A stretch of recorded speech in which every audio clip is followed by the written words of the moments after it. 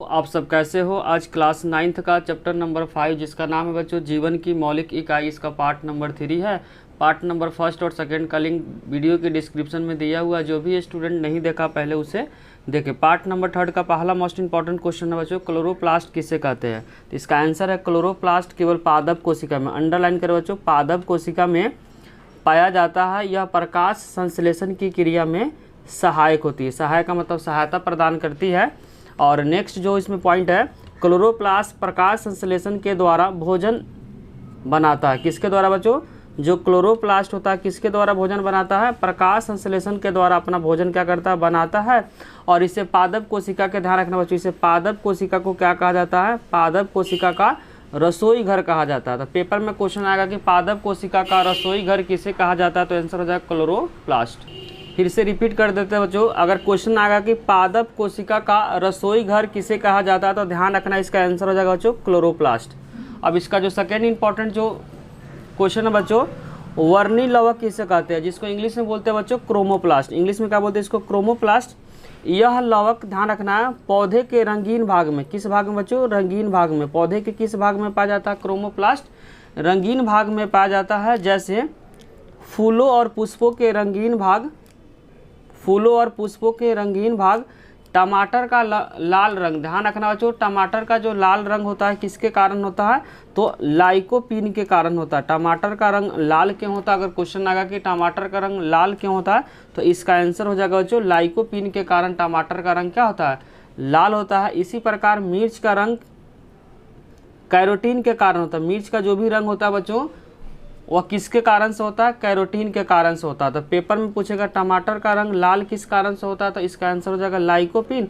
और मिर्च का रंग अगर पूछेगा तो किस कारण से होता है, तो बोलेंगे कैरोटीन के कारण होता है। दोनों एमसीक्यू के लिए बहुत इंपॉर्टेंट पॉइंट है बच्चों।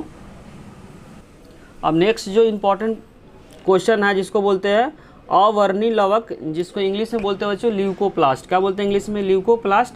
यह पौधे के रंगहीन, रंगहीन मतलब जिसमें कोई भी रंग नहीं होता है। रंगहीन का मतलब रंगहीन हिस्सों में पाया जाता है। किस हिस्से में पाया जाता है? पेपर में क्वेश्चन आएगा कि जो अवर्णी लवक होता है या ल्यूकोप्लास्ट होता है पौधे के किस हिस्से में पाया जाता है, तो इसका आंसर हो जाएगा रंगहीन हिस्सों में पाया जाता है।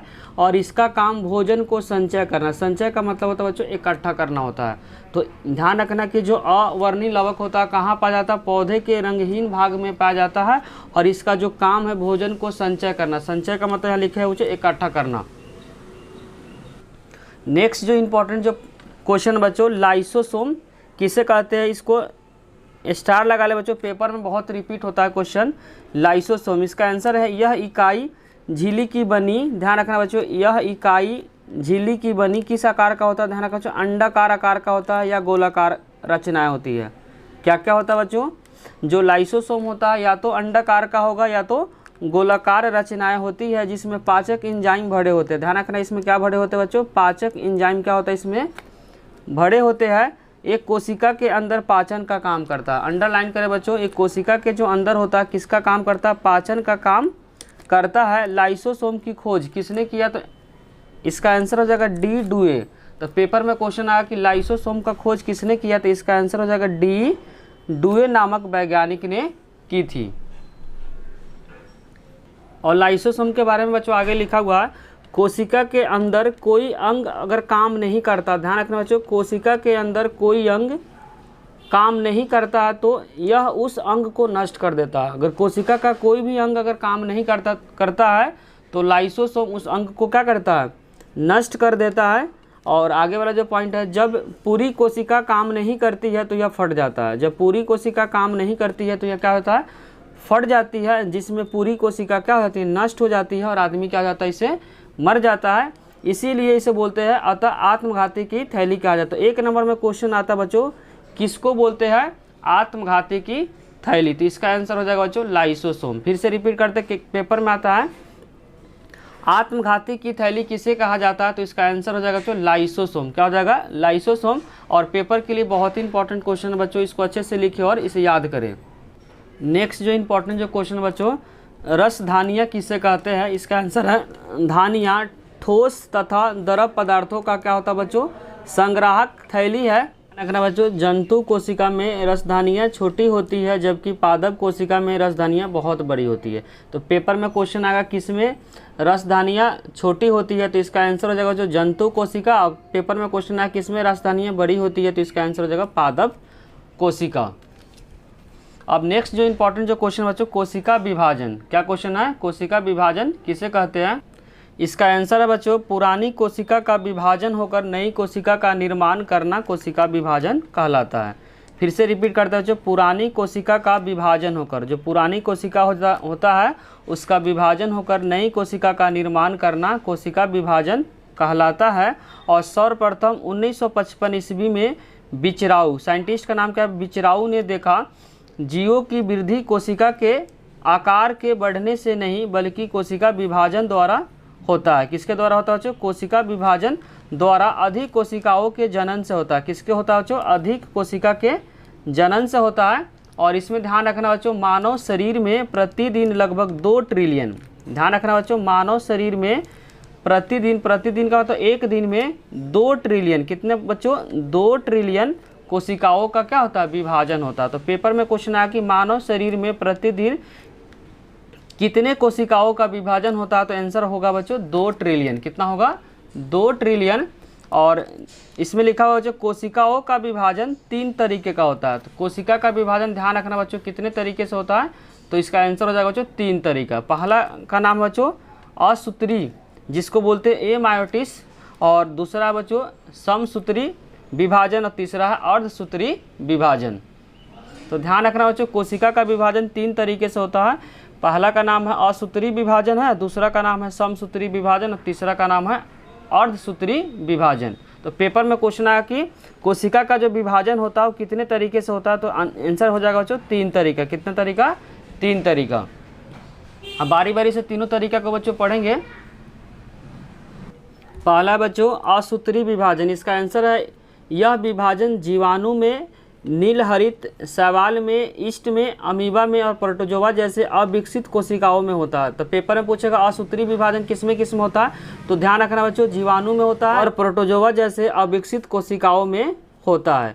इसमें सबसे पहले कोशिका का केंद्रक से विभाजन होता है, विभाजित होता है, और उसके बाद कोशिका द्रव का विभाजन होता है। तो पहले क्या होता है? कोशिका का कोशिका द्रव में विभाजन होता है, उसके बाद कोशिका द्रव में विभाजन होता है। पहले होता है कोशिका का केंद्रक में विभाजित होता है, फिर उसके बाद क्या होता है? कोशिका द्रव में विभाजित होता है। अब क्वेश्चन बच्चों, समसूत्री विभाजन किसे कहते हैं? आंसर बच्चों, इस कोशिका का विभाजन कायिक कोशिका विभाजन, अंडरलाइन करो बच्चों, कायिक कोशिका विभाजन भी कहा जाता है। इसका दूसरा नाम है बच्चों समसूत्री विभाजन का दूसरा नाम है कायिक कोशिका विभाजन कहा जाता है, क्योंकि यह विभाजन कायिक कोशिका में होता है। कहाँ पे होता है बच्चों? यह विभाजन कहाँ होता है, तो अंडरलाइन करें, कायिक कोशिका में होता है। और 2 एक समान कोशिकाओं का निर्माण होता है। इसमें 2 एक समान कोशिकाओं का निर्माण होता है और गुणसूत्रों की संख्या समान बनी रहती है। गुणसूत्रों की संख्या, इसमें ध्यान रखना बच्चों, गुण जो सूत्र होता है उसकी संख्या क्या होती है? समान बनी रहती है। तो पेपर में क्वेश्चन आएगा कि समसूत्री विभाजन में गुण सूत्रों की संख्या समान होती है या समान होती है, तो इसका आंसर हो जाएगा बच्चों समान होती है। अब क्वेश्चन बच्चों, अर्धसूत्री विभाजन किसे कहते हैं? यह विशेष प्रकार का कोशिका विभाजन है। ध्यान रखना बच्चों, किस प्रकार का? विशेष प्रकार का कोशिका विभाजन है जो जीवों की जनन कोशिकाओं में होता है। जो जीवों की क्या होती है बच्चों? जनन कोशिकाओं में होती है। और इस प्रकार के युग्मक बनते हैं। क्या बनते हैं बच्चों? इस प्रकार के युग्मक, जिसको इंग्लिश में बोलते हैं बच्चों गैमेट्स बनते हैं। इसमें जंतुओं में ध्यान रखना बच्चों क्या होता है? शुक्राणु होता है और अंडाणु। जंतुओं में क्या क्या होती है? शुक्राणु तथा अंडाणु। एवं पादप में नर तथा मादप होता है। पादप में ध्यान रखना बच्चों इसमें क्या होता है? नर होता है तथा मादा युग्मक बनते हैं, जिसमें गुणसूत्रों की संख्या आधी हो जाती है। इसमें ध्यान रखना बच्चों, जो गुण सूत्र होता है उसकी संख्या क्या हो जाती है? आधी हो जाती है। उसमें आधी नहीं होती तो इसमें समान रहती है, जबकि अर्ध का नाम ही क्या है? आधा है। तो इसमें जो गुण सूत्र होता है बच्चों, इसमें क्या हो जाता है? आधा हो जाता है। शुक्राणु और अंडाणु मिलकर उगमनज का निर्माण करता है। तो पेपर में क्वेश्चन आएगा कि शुक्राणु और अंडाणु मिलकर किसका निर्माण करता है, तो ध्यान रखना बच्चों उगमनज का निर्माण करता है। पेपर में सबसे जो इंपॉर्टेंट है तीनों में से अर्धसूत्री विभाजन बहुत इंपॉर्टेंट है, इसको अंडरलाइन करें और अच्छे से याद करें। अर्धसूत्री विभाजन बहुत इंपॉर्टेंट है बच्चों पेपर के पॉइंट ऑफ व्यू से। और क्वेश्चन नंबर 10 में सबसे और पादप कोशिका और जंतु कोशिका में क्या अंतर है। पेपर में बहुत ज़्यादा रिपीट होता बच्चों, इसको अच्छे से याद करें। पहला डिफरेंस है पादप कोशिका में, कोशिका झिल्ली के चारों ओर, ध्यान रखना बच्चों, कोशिका झिल्ली के चारों ओर सेलुलोज की बनी होती है जिन्हें कोशिका भित्ति कहते हैं। कोशिका जो झिल्ली होती है उसके चारों तरफ किसकी बनी होती है बच्चों, सेलुलोज की बनी होती है, जिसको क्या कहते हैं, कोशिका भित्ति कहते हैं। पहला पॉइंट बच्चों, कम से कम डिफरेंस में 5 पॉइंट आपको क्या करना है, लिखना है और इसको याद करना, मिनिमम 5 पॉइंट आपको याद करना पड़ेगा। इसमें जो दूसरा इंपॉर्टेंट पॉइंट है बच्चों, रसधानियाँ बड़े आकार की होती है। तो पेपर में क्वेश्चन आएगा कि जो पादप कोशिका है उसमें ध्यान रखना बच्चों, जो रसधानियाँ होती है क्या होती है, बड़े होती है, और प्लास्टिड इसमें क्या होता है, मौजूद होती है। और चौथा जो पॉइंट इसमें याद करना, लाइसोसोम अनुपस्थित होती है।